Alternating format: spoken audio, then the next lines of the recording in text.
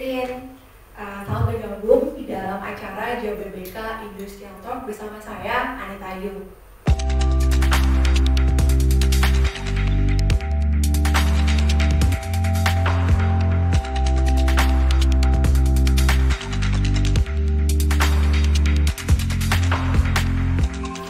JBBK Industrial Talk merupakan program yang akan membahas mengenai seputaran perkembangan dunia industri terkini.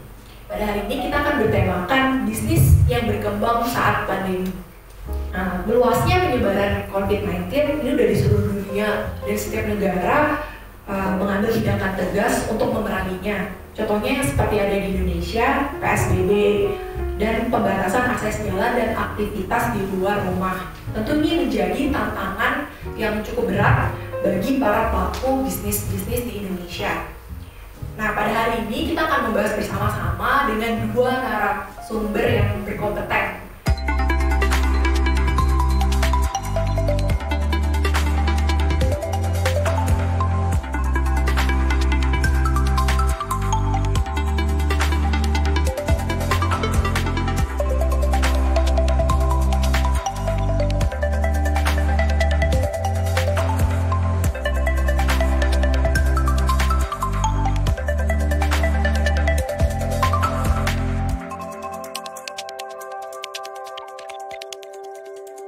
Boleh Pak cerita Pak mengenai awal mula dari usaha Bapak ini tuh dalam bidang apa, sejak kapan gitu Pak, boleh? Ya, jadi Komotrade ini adalah perusahaan yang sebenarnya cukup tua ya. Jadi kita mulai sekitar tahun 1969, jadi sudah umurnya udah 54 tahun ya lebih ya. Perusahaan ini jadi permulaannya tentu aja melakukan trading, kemudian beberapa tahun setelah berjalan itu kami mendapatkan kepercayaan untuk mendistribusikan semen sepatu cair dari Jepang, yaitu dengan brand name Colorlite. Jadi Colorlite itu sebenarnya aslinya adalah dari Jepang, jadi prinsipal kami adalah The Columbus Company Limited Japan. Bisnis dari The Columbus Company Limited Japan ini adalah dia itu manufacturer of shoe care dan leather care products ya. Jadi kita itu berfungsi sebagai agen dia adalah prinsipal kami. Jadi barang-barang Colorlite itu dari dulu itu sebelumnya di build up dari Jepang. Kemudian kami diberi kepercayaan untuk mengolah barang-barang tersebut di Indonesia. Kita juga membuka divisi plastik ya. Jadi plastik kita buat houseware products, jadi barang-barang bathroom accessories dan houseware yang lain dengan brand name Villa, dan juga sikat-sikat lantai dan alat pembersih lainnya dengan merek Clean Up. Dan kemudian tentu aja kita juga berekspansi lagi. Kemarin baru saja 2 tahun yang lalu kita launching brand personal care kami dengan nama Kan. Kan ini adalah male grooming products pertama di Indonesia yang memiliki sertifikasi halal ya. Di Komotrade, gimana ya Pak dalam bisnis Bapak di Indonesia ini tentang adanya COVID-19? Ya, dengan adanya COVID-19 ini pasti juga bisnis kami juga mengalami penurunan ya yang cukup banyak. Ini juga disebabkan oleh banyaknya titik daripada distribusi kita ya. Jadi misalnya kami adalah perusahaan consumer goods, jadi kita jualan langsung ke supermarket, ke traditional market dan sebagainya. Nah ini sebagian besar, mungkin saya estimasi 40% dari titik distribusi kami ini ditutup karena adanya pembatasan tersebut. Jadi itu ada kendala, dan tentu saja masalah work from home. Ada beberapa tim kami yang pasti bisa melakukan work from home, tetapi sebagai pabrikan tentu aja bisa pelaksana kirim bagian logistik dan bagian pabrik ya mau nggak mau tetap datang, tetapi mereka mengalami kita membuat suatu pengaturan shift work, jadi supaya jumlah pegawai dan karyawan yang ada di pabrik tersebut itu tidak terlalu banyak. Jadi supaya kita menerapkan saran dari pemerintah, yaitu social distancing yang baik.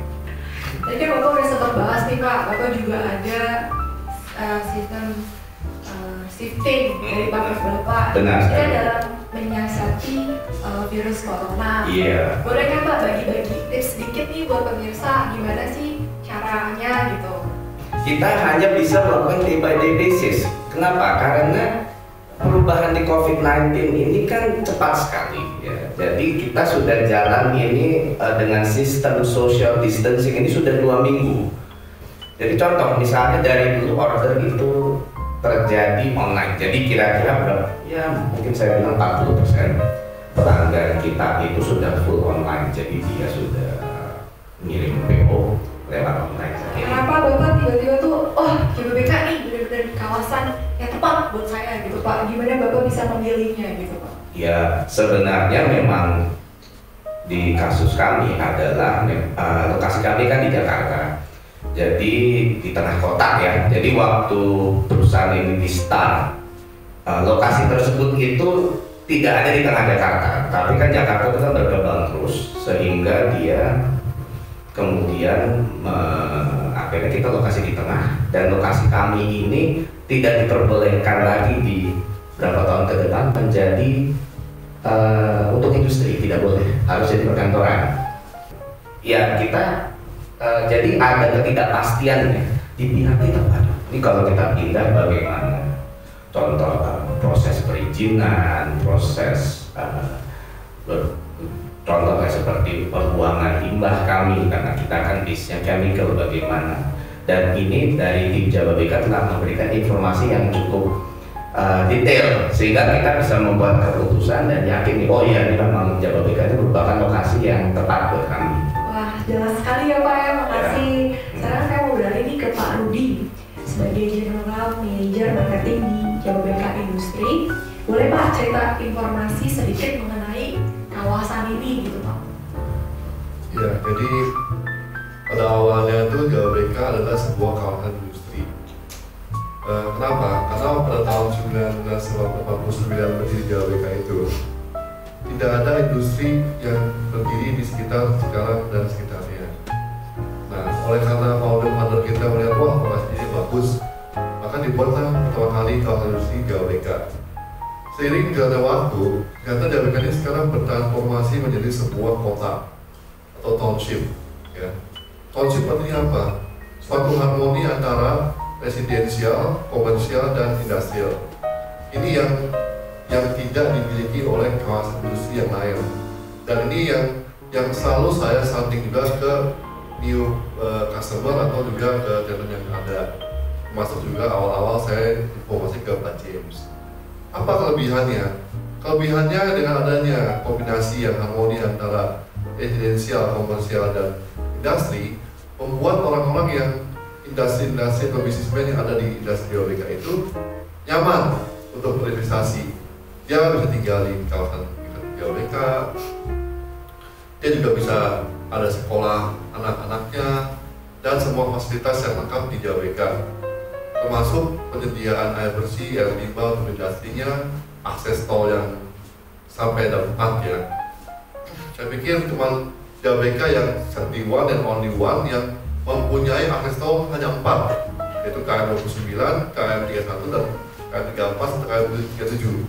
Ini yang membuat jalan masuk, akses masuk ke Jababeka itu sangat-sangat mudah. Nah, selanjutnya adalah apa? Setelah selesainya pembangunan infrastruktur jalan tol layang, wah, mungkin Pak James juga merasakan dan kita semua merasakan bagaimana lancarnya arus traffic lalu lintas ya dari Jakarta ke Cikarang maupun Cikarang Jakarta. Ini sangat kelebihannya. Akhirnya kenapa Jababeka sekarang semakin bertumbuh dan bertumbuh, gitu. Sampai pada saat sekarang ini kita akan bangun segala macam kayak TOD dan segala macam. Ini Pak di tengah-tengah pandemi ini Pak, kira-kira tuh produk apa gitu Pak dari Jababeka yang saat ini tuh menjadi unggulan gitu? Dalam situasi sekarang yang pandemi ini, ternyata tidak semua industri itu mengalami kemunduran atau tutup. Ada beberapa industri sebenarnya juga Pak James ya, yang juga mengalami peningkatan luar biasa. Misalnya apa nih? Misalnya farmasi, food and beverage, juga chemical. Kenapa? Ini beriring dengan perubahan pola hidup yang sekarang ada. Kalau dulu orang kerja ke kantor bolak-balik, mungkin nggak pernah mikir makan apa. Sekarang dengan mereka menjadi work from home, jadi ibu rumah tangga dan suaminya ini lebih banyak makan di rumah kan. Frozen food jalan bagus, ya. Farmasi misalnya vitamin, orang sekarang memburu semua vitamin, ya kan. Chemical, ya ini rahasia umum lah, semua everybody knows bagaimana orang perlu sekarang mencari yang namanya hand sanitizer. Jadi ini bisnis line of business yang berkembang besar. Yang pertama itu ya. Yang kedua, dengan mudahnya di kawasan industri itu suatu bisnis berubah cepat. Kenapa? Karena didukung dengan infrastruktur yang sudah ada. Misalnya gini ya, saya punya tenan yang dulu usahanya lampu LED. Dia bisa bertransformasi cepat menjual apa, Mbak? Menjual ranjang seperti ranjang tentara itu buat ke rumah sakit, ya. Sama. Kedua, ada yang merubah bisnis jadi pembuatan ventilator, ya. Karena mungkin kita juga nggak tahu misalnya mesin pembuatan rem bisa dirubah jadi pembuatan ventilator. Ini contoh-contoh ya. Jadi pertama ada bisnis yang memang mereka bisnis awalnya seperti farmasi dan dia bertahan terus. Ada yang dengan jelinya bertransformasi dengan cepat mengatasi isu-isu virus ini, pandemi ini. Inilah keunggulan dari JAWBK, ya. Nah, kita juga sediakan produk-produk yang menunjang UKM. Kenapa UKM? UKM itu salah satu tiang penyangga bisnis utama, ya. Dan itu terbukti Pak James ya. Mungkin Pak James juga vendornya juga ada beberapa yang UKM yang sampai saat ini tetap bertahan. Of course akan ada seleksi alam, ya kan Pak James ya. Benar sekali. Jadi mereka yang bisnisnya misalnya makanan mungkin akan naik, ya. Atau yang bisnisnya dulu suplai plastik atau apapun juga itu ada yang tetap berjalan dengan baik. Ya, jadi ini kita namanya produk ini bangunan multiguna yang namanya Bispark, ya. Bispark juga satu lagi namanya supporting dan building. Ini produk unggulan kita yang untuk menunjang situasi pandemi sekarang ini. Start small, think big, and move fast. Jadi pesan dari punya founding father ya. Jadi semua tuh harus start small, but think big, kita mesti move fast. Jadi ada dampak-dampak positif juga ya Pak ya, yang kita bisa ambil, kita bisa tetap mengembangkan bisnis kita gitu Pak ya. Kalau kita lihat ini sekarang yang sangat ketara sekali itu adalah shifting bisnisnya menuju ke digital. Jadi dulu itu misal contoh, orang masih malu-malu kucing untuk beli di online atau membayar segala macam kebutuhan melalui online, sekarang mau nggak mau harus dilakukan. Oke Pak, tadi kan Bapak kita lihat nih banyak perusahaan yang dari ini beralih jadi ini gitu. Bapak ada nggak satu produk yang Bapak tonjolkan dengan adanya pandemi ini? Bapak mempunyai satu produk yang ini nih lagi booming gitu Pak. Jadi contoh misalnya kita punya barang-barang cleaning ya, cleaning tools, sikat, segala. Jadi ada kenaikan ya dalam penjualan. Walaupun titik penjualannya menurun, tapi penjualan juga naik. Dan juga yang rada lucu itu ada beberapa barang seperti misalnya kita juga punya chemical yang dengan merek Clean Up ya. Jadi dia itu pembersih-pembersih yang harganya rada mahal ya, relatif mahal. Itu kita sudah jualan barang tersebut selama lebih dari 5 tahun. Itu tadinya itu tidak, jalannya itu sangat pelan. Nah, tapi dalam 2 minggu terakhir ini tiba-tiba ada kenaikan penjualan yang cukup signifikan di titik-titik yang dimana kami sudah bisa mendistribusikan barang tersebut. Jadi kemudian jadi barang yang biasa kita perdagangkan itu penjualannya stagnan malah bisa menurun. Tapi barang yang dulu itu kita anggap slow moving malah menjadi barang yang dicari-cari. Berarti kita harus cermat ya Pak sebagai pembuka bisnis ya, harus bisa melihat prospek-prospek yang ada saat ini. Sekarang kita mau beralih nih Pak ke soal perizinan. Seperti tadi Pak James juga tentang perizinan ya Pak, agak susah, agak ribet, gimana gitu. Boleh Pak dijelaskan sedikit Pak bagaimana di Jababeka ini dalam mengurus perizinan? Ya, jadi salah satu bukan produk ya, salah satu servis kita untuk ke pelanggan akuntan Jababeka adalah kita mendirikan yang namanya JFAS, Jababeka Fast Moving ya. Jadi JFAS ini didirikan sebenarnya untuk membantu customer-customer yang baru, juga customer yang lama.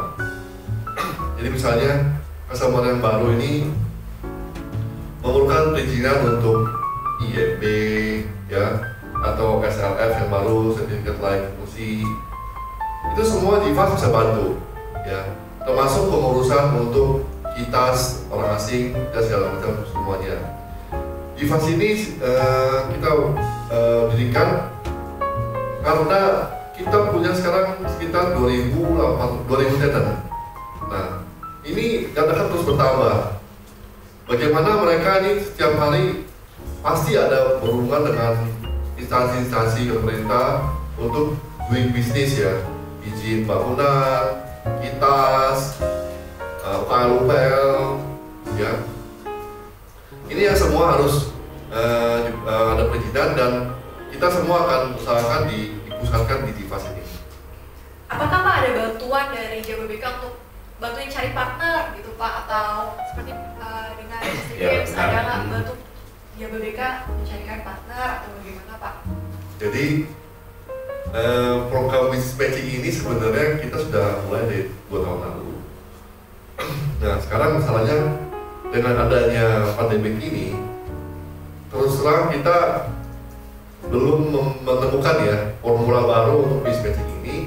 Tapi yang kita lakukan sekarang adalah melakukan dialog-dialog interaktif dengan tenant dan narasumber yang ada, termasuk juga dengan Pak James ini. Mungkin dengan, saya juga nggak tahu mungkin dengan live begini Pak James, ya, ada beberapa vendor atau beberapa bisnismen yang melihat peluang bisa join dengan Pak James. Ya, amin. Ya, jadi dengan apa kita mengharapkan itu Pak, supaya apa? Supaya setiap customer yang sudah invest di Jababeka ini akan terus berkembang. Oke, dari Pak James nih, ada nggak sih Pak kemajuan yang Bapak rasakan saat telah bergabung dengan Jababeka? Apakah ada peluang kerja dengan perusahaan lain gitu Pak? Ya, karena kita juga selama kami berinteraksi dengan Jababeka itu yang terutama yang penting ini adalah jadi kita jadi lebih bisa berpikir secara forward thinking. Jadi terutama yang kami rasakan, walaupun ini kita masih dalam taraf relokasi, jadi kita bisa berpikir untuk ke depan bisnisnya bagaimana. Jadi contoh ya, dalam 3 bulan terakhir ini kan kita tahu kan Jakarta kan sudah overcrowded, sudah secara infrastruktur sudah terlalu maksimum ya, terlalu banyak nih penghuninya, sehingga banjir sampai masuk ke air masuk ke dalam gudang kami sebanyak 4 kali gitu. Itu hal yang mau nggak mau harus diterima kalau Anda tinggal di Jakarta. Pada saat airnya masuk, tentu saja apa yang terjadi? Listriknya dimatikan. Hal simple. Itu jadi akhirnya ya selalu itu terulang-ulang terus sampai berkali-kali nih. Nah sekarang yang saya bilang ke tim saya, ini bukan menjadi problem lagi nanti ke depannya. Kenapa? Karena di Jababeka itu tidak banjir dan juga dia memiliki power plant sendiri, sehingga listrik itu bisa mengalir dengan baik. Jadi itu adalah hal yang kita lihat kenapa kalau pas kita ke Jababeka ini akan lebih baik bagi PT Komotrade ini ya. Pak Rudi, coba dong Pak ceritain sedikit fasilitas pendukung untuk industri itu ada apa aja sih Pak? Ya, seperti yang tadi Pak James sudah bicarakan, salah satunya adalah pembangkit listrik ya. Jadi pembangkit listrik ini kenapa kita bangun di Jababeka? Karena Jababeka ini mempunyai visi itu adalah suatu power supply yang reliability-nya tuh baik, juga sustainability-nya juga bagus. Ya, ini sudah banyak terjadi di Jababeka. Bagaimana waktu salah contohnya ya, bagaimana waktu ada Jakarta itu blackout, Jababeka the one and only one yang masih bersinar. Jadi saya selalu bicara seperti berlian diamond in the jungle. Ya, saya selalu senang bicara itu. Nah, yang kedua adalah kita punya sekarang dryport. Sekarang dryport ini kita bangun kenapa? Untuk membantu dan mensupport customer yang ada di Jababeka melakukan ekspor import, ya, ekspor import maupun domestic transaction dari Jababeka ke Tanjung Priok Seaport atau Jababeka ke East Indonesia. Nah, ini yang interesting ya di dryport ini. Ini adalah inland port. Ya, yang ketiga adalah kita punya fasilitas water treatment plant dan waste water treatment plant sendiri. Artinya apa? Tanah yang ada di Jababeka itu tidak pernah digali dan tidak pernah dicemari. Ini lengkap banget ya Pak fasilitasnya, nggak perlu ragu lagi nih Pak untuk bergabung dengan industri Jababeka. Gitu ya, Pak. Sekarang saya mau tanya nih Pak, sedikit gitu. Ada nggak sih penghargaan yang sudah dicapai oleh Jababeka gitu Pak? Ya, salah satunya yang paling baru itu adalah kita mendapat namanya Propon Hijau. Propon Hijau itu penghargaan tertinggi untuk clean environment yang ada di kawasan industri. Kita mencapai itu kenapa? Ya saya bilang itu, kita sudah melakukan yang namanya harmoni antara residensial, komersial, dan industri. Dan bagaimana kita dengan ketat menyeleksi setiap customer yang masuk ke Jababeka. Nah, itu yang kedua. Dan tiga, kita banyak menanam pohon-pohon sebagai bagian dari salah satu langkah untuk membuat Jababeka ini semakin green, eco-green gitu kan. Lagi topik nih Pak, COVID nih Pak yang dari tadi lagi booming. Penanganan apa Pak dari Jababeka yang untuk penanggulangan COVID atau mungkin ada fasilitas apa dari Jababeka Pak? Ya, ini juga salah satu kelebihan Pak James. Kita proses sering dengan Pak James. Bagaimana Jababeka ini membuat WA Group antar dengan Jababeka, kita berbahu-membahu berpartisipasi membantu pemerintah Pak untuk mensuplai APD, ventilator, dan juga hand sanitizer. Ini sudah terjadi dan kita sudah sharing ke beberapa rumah sakit umum daerah di Bekasi. Nah, itu pertama. Kedua, kita juga melakukan namanya disinfektan ke tenan Jababeka. Ini salah satu servis kita juga supaya customer kita tuh merasa nyaman. Oh, Jababeka itu ternyata masih tetap melakukan services ya walaupun sudah ada pembelian gitu. Yang ketiga, kita pemberian masker gratis ke owner maupun ke karyawan yang ada di Jababeka, di customer Jababeka. Ini langkah-langkah yang kita lakukan. Samping spanduk, ya mungkin perhatikan ada spanduk COVID-19 di area kita. Boleh Pak sampaikan pesan-pesan nih Pak kepada pemirsa mengenai Jababeka Industrial Estate Pak? Ya, mungkin salah satunya kenapa banyak customer bergabung dengan Jababeka. Yang seperti saya sudah sampaikan tadi, cuman tidak mudah untuk membangun sebuah kawasan industri yang seperti Jababeka. Jadi inilah kelebihan Jababeka yang sudah hampir berumur 30 tahun. Kita sampai saat detik ini pun masih tetap komit untuk mensupport setiap customer yang ada di Jababeka, ya, termasuk customer baru, customer lama, semua kita support. Boleh buat Pak James nih Pak, pesan-pesannya apa Pak untuk penonton di Ya saya rasa sih ya pesan-pesan yang ada kan kelihatannya banyak penonton ini adalah tenan Jababeka dan para pelaku bisnis yang lain ya. Jadi yang tentu saja kita dalam menghadapi COVID-19 ini saya lihat ini merupakan suatu hal yang memang sangat sulit buat operasional. Kenapa? Karena banyak bisnis terutama tuh yang berhubungan dengan bertemu dengan orang banyak, Horeca itu turunnya drastis, zero sales ya. Tetapi yang saya lihat ini adalah COVID-19 ini memang kenyataannya adalah suatu hal yang seasonal aja. Thank you Pak Rudi. Ya, Menarik sekali ya pembahasan kita pada hari ini. Iya. Sekarang kita akan membahas mengenai talk online kita pada saat ini. Sebelum saya menutup sharing online, saya memberikan kesempatan bagi audiens yang mau bergabung pada talk show hari ini untuk memberikan pertanyaan kepada narasumber kita. Yeah.